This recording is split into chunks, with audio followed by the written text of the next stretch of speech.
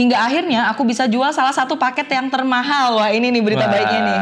Ponselnya lebih sering kuheningkan, fitur centang biru di WhatsApp dimatikan, bahkan dia sampai ngerasa was-was tiap HP-nya bunyi. Hai, welcome to Glints Indonesia YouTube channel. Gua Nugi. Gue Dian. Di sini kembali lagi kita di segmen Curhat Karir, di mana kita akan bacain 3 cerita dari pengguna Glints Indonesia. Jadi kalau kamu penasaran, ikutin terus ya.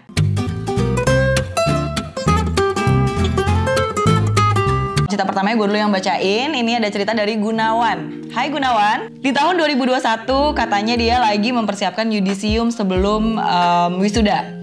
Tapi dia seneng banget karena udah mendapatkan pekerjaan di salah satu startup edutech sebagai telesales.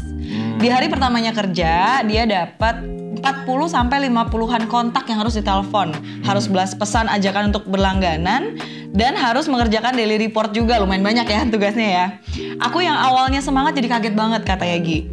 Waktu aku masih WFH dan setengah hari pertama aku udah mau resign. Waduh, berat banget. Habis zuhur aku langsung datang ke kantor karena kebetulan dekat sama rumahku. Aku ceritakan ke dua mbak HRD kalau aku nggak kuat katanya.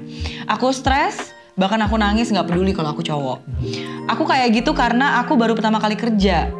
Aku juga nggak sadar kalau statusku kontrak dan kalau resign katanya dapat penalti dia. Wah, iya benar. Pikiran aku kalut, namun karena Mbak HRD-nya mencoba menenangkan dengan sabar dan bilang akan ada penalti, akhirnya aku tenang antara luluh atau takut disuruh bayar penalti katanya.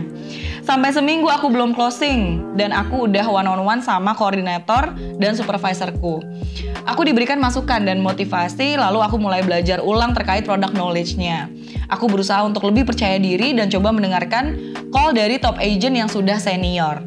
Hingga akhirnya aku bisa jual salah satu paket yang termahal. Wah, ini nih berita baiknya nih. Aku seneng banget, ternyata semangat dan kerja keras aja gak cukup. Aku harus kerja cerdas juga katanya gitu. Berkat bantuan koordinator dan supervisorku, aku bisa sering jadi top performer. Bahkan sampai dapat beberapa penghargaan. Keren banget Gunawan. Gue hitung ya. Oke. 1, 2, 3. Kita nggak match, gue relate. Lo kenapa relate? Cerita dong. Oke, ya jadi mungkin mirip sama Gunawan gitu ya. Kerjaan pertama gue itu juga di sales gitu ya. Jadi gue waktu itu kerja di salah satu distributor untuk produk fashion gitu, tapi independen, bukan yang gede-gede gitu ya.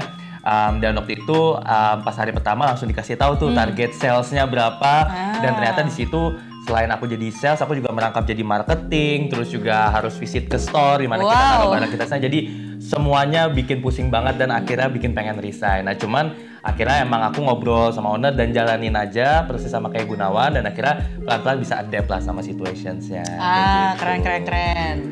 Nah kalau lu sendiri kayak gimana? Kenapa nggak relate? Gue nggak relate karena berbeda sama Gunawan yang mungkin perjuangan pertama kali kerjanya dia tuh keren banget sih kalau gue bisa bilang gitu kan. Walaupun awalnya dia kayak kaget, stres gitu kan, tapi akhirnya bisa survive. Gue gak bisa relate karena alhamdulillahnya gue pas dari pertama kali gue kerja sampai sekarang tuh memang sesuai sama apa yang gue mau sih. Jadi gue udah tahu pekerjaannya apa yang akan gue lakukan, terus juga gue bisa ngejalaninnya juga gitu. Tapi keren Gunawan buat perjuangannya. Semoga sekarang makin jadi top performer lagi. Oke, kita sekarang masuk ke cerita kedua nih Dian. Nah ini cerita dari Nabila Ramadhani Mantang. Hai Nabila. Halo. Di tahun 2020 akhir, aku menginjak semester 5 perkuliahan dan mengalami krisis karena COVID-19. Sehingga aku memaksa diri untuk mencari pekerjaan tambahan. Saat itu orientasiku hanya uang, karena yang terpenting adalah aku bisa bayar biaya kuliah. Pekerjaan part-time yang aku ambil yaitu home cleaning service. Dan aku bekerja selama 1 tahun lebih, menjelajahi Jabodetabek, mendatangi rumah-rumah dan apartemen elit, membersihkan kamar, dapur, serta kamar mandi mereka. Dari pekerjaan ini aku melatih kemampuan berkomunikasi juga time management. Ada salah satu momen yang mengubah perjalanan karirku, yaitu ketika ada seorang influencer yang membuat dan mengadakan mentoring karir eksklusif gratis hanya untuk 10 orang. Oh wow. Tentu aku tidak melewati kesempatan tersebut dan alhamdulillah aku terpilih. Dalam mentoring sebanyak 4 pertemuan selama 1 bulan, aku mempelajari cara membuat CV yang baik, interview dengan baik, mengenali diri, belajar bagaimana menghadapi tes psikotes, office politik, dan etika mencari kerja. Banyak ya topiknya ya? Betul. Setelah menerapkan apa yang beliau ajarkan, alhamdulillah aku mulai diterima magang di suatu startup selama 6 bulan. Setelah magang tersebut selesai, aku kembali mendapatkan penawaran kerja di startup lain hingga diangkat menjadi karyawan tetap. Dan setelah 1 tahun lebih bekerja, aku melanjutkan karirku di sebuah perusahaan korporasi telekomunikasi internasional. Dalam hitungan ketiga, 1, 2, 3. Nggak sama, nggak relate. Nah, kalau dari lu sendiri kenapa tuh nggak relate? Boleh ceritain mungkin? Mungkin sebelumnya mau bilang keren dulu kali ya sama cerita yang tadi. Benar. Karena menurut gue perjalanannya dia tuh kayak seakan-akan kayak magic, tapi gue yakin banget itu tuh semua karena dia bisa ngelihat kesempatan aja sih. Betul. Ngelihat peluang terus dia ambil, nggak pakai basa-basi, terus pada akhirnya ya udah dia terusin dengan perjalanan dia yang baru lah gitu. Ya. Jadi sebenarnya yang gue ambil highlight dari situ sebenarnya lebih ke momen yang mengubah karir kita ketika kita bisa ngelihat adanya kesempatan sih. Betul. Dan itu terjadi ketika dulu gue switch karir. Jadi dulu tuh gue kerja sebagai jurnalis. Terus gue ngerasa di situ karir gue kurang berkembang dan gue tahu gue punya passion di bidang komunikasi. Jadi gue tertarik banget untuk ngambil public relation pada saat itu. Dan momennya berubah pada saat gue match dengan salah satu perusahaan yang mau nerima gue sebagai PR pada saat itu pertama kali. Dan itu yang bener-bener membawa gue sampai karir gue sekarang sih. Kalau lo, Keren banget. kenapa tuh nggak relate juga? Sama nih, kita nggak relate soalnya. Sama sih, mungkin ceritanya nggak se-struggle dari Nabila tadi, so it's really amazing banget ya Nabila bisa nyoba gitu ya di awal hanya untuk biaya kuliahnya gitu ya, bekerja sebagai home cleaning dan lain sebagainya. Cuman mungkin kalau aku sedikit relate dari sisi perjuangannya aja juga sih, mungkin sama kayak lo gitu ya, waktu itu ada opportunity untuk akhirnya bisa lebih berkembang gitu ya, walaupun mungkin bidangnya waktu itu berbeda gitu ya, karena waktu itu gue udah nekunin community banget, tapi abis itu di next role-nya itu disuruh jadi operations gitu ya, tapi roles-nya naik gitu ya, jadi manager gitu. Jadi waktu itu gue ambil kesempatannya dan jadi belajar hal baru banget sih. Jadi deh lo yang sekarang. Iya, benar banget. Oke Gi, sekarang kita udah masuk ke cerita ketiga. Gue bacain boleh ya? Boleh. Ceritanya dari Eva Rizkiana. Hai Eva. Hai Eva. Katanya di tahun 2020 untuk bertahan menghadapi badai pandemi dan gempuran media baru, manajemen di radio tempat dia bekerja dituntut untuk bertransformasi agar bisa menjangkau audiens yang lebih luas dan tentunya meningkatkan pendapatan. Jadi dia kerja di radio ya. Betul. Karena punya latar belakang pernah bekerja di media cetak dan aktif menulis blog dan media sosial, katanya dia diminta untuk menghandle live YouTube di setiap talk show, editing artikel untuk di web, sampai konten di media sosial. Jadi role-nya mungkin bertambah. Ya, bertambah. Sejak saat itu, tanpa sadar aku menarik diri dari pergaulan. Jadi lebih sensitif, kurang jam tidur, kurang istirahat dari pagi sampai dini hari.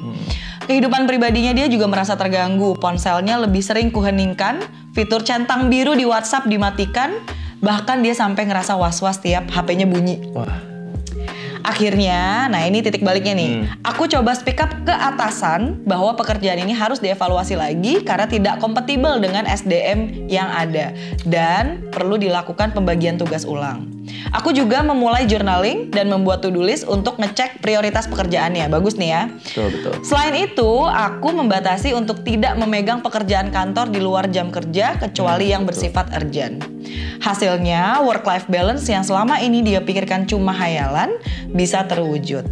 Secara perlahan, kehidupan pribadinya juga mulai membaik dengan batasan yang dia terapkan itu. Mentalnya katanya jadi lebih sehat dan kerjaannya jadi lebih produktif. Nah, Gi, mending kita react aja langsung sekarang nih ya. Boleh. Gue hitung ya. 1, 2, 3.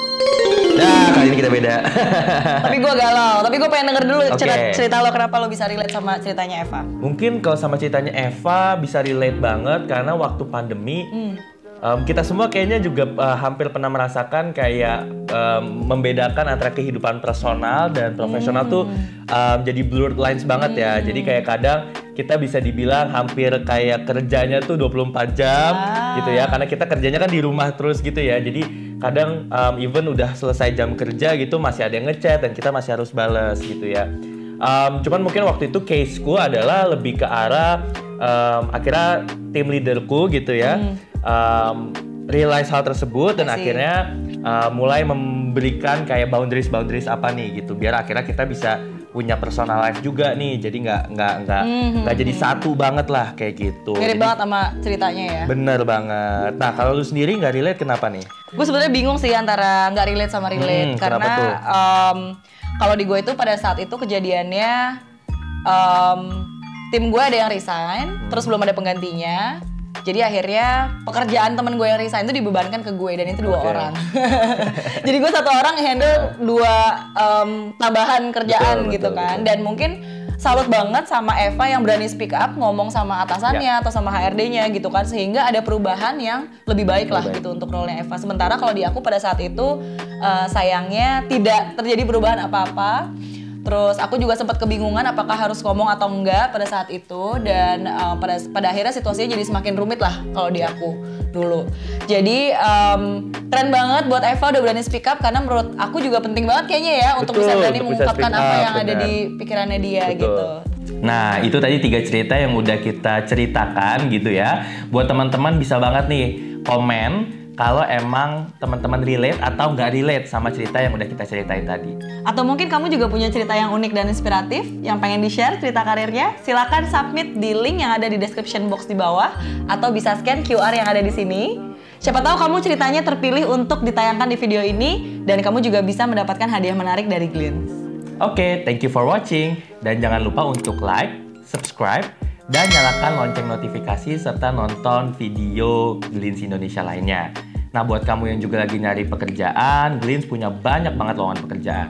Langsung aja download aplikasi Glints di Google Play Store or di App Store.